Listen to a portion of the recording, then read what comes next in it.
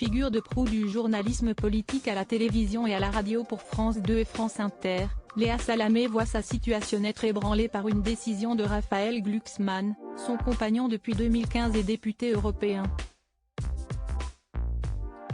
Le Parisien révèle les conséquences pour la star de 43 ans.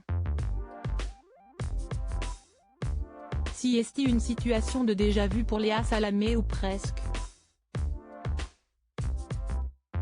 L'animatrice star de France 2 va devoir mettre de côté une de ses compétences bien connues durant un moment, comme l'a révélé Le Parisien.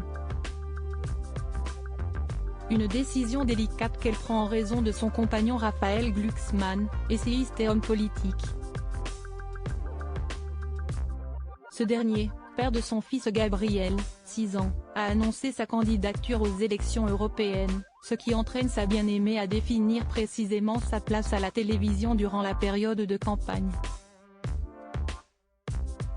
En officialisant sa candidature pour un deuxième mandat, le député européen Raphaël Glucksmann de la liste Place Publique, soutenu par le Parti socialiste, souhaite tenter un deuxième mandat lors des élections européennes qui auront lieu entre les 6 et 9 juin 2024.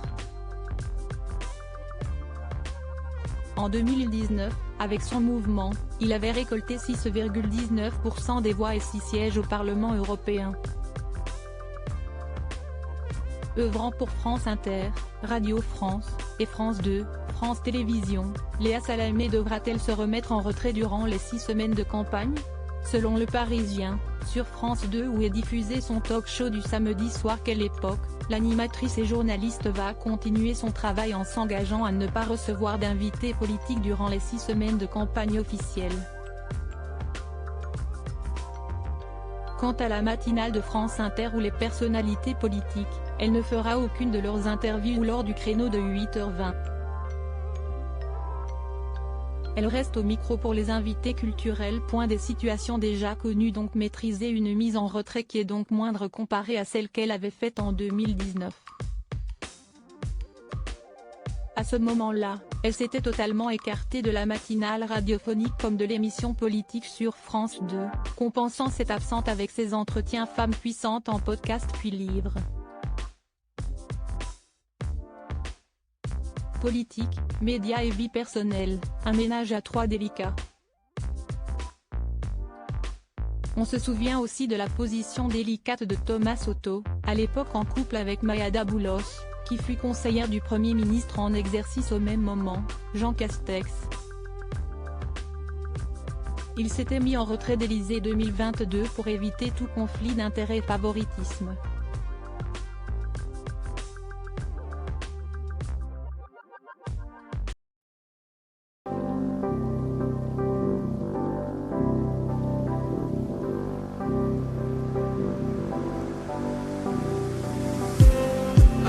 Just need some that will wake me up enough to fight, 'cause you let me down it for me to not let me count the minutes. I just need some new, make me come up.